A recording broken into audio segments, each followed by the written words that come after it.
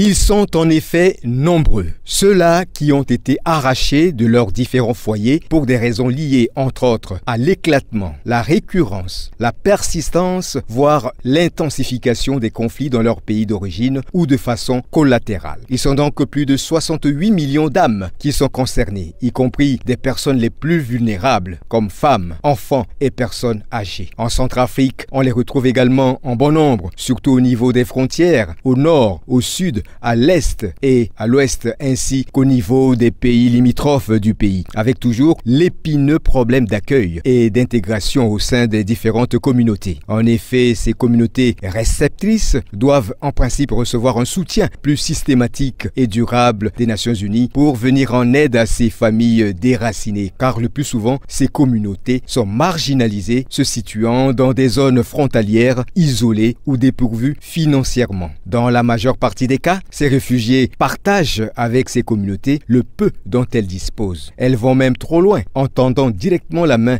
à ces réfugiés ou en travaillant même avec eux dans le cadre des églises ou des mosquées, des groupes scolaires, d'équipes sportives, de coopératives ou de groupes de jeunesse selon le potentiel dont ils disposent. C'est justement dans cette optique, dans cette ambiance de compassion et surtout de dignité humaine que ces réfugiés pourront se construire un nouvel avenir ou bien rentrer chez eux lorsque les conditions leur permettront. C'est là l'idée d'un pacte mondial sur les réfugiés dont l'adoption est prévue pour cette année par les Nations Unies.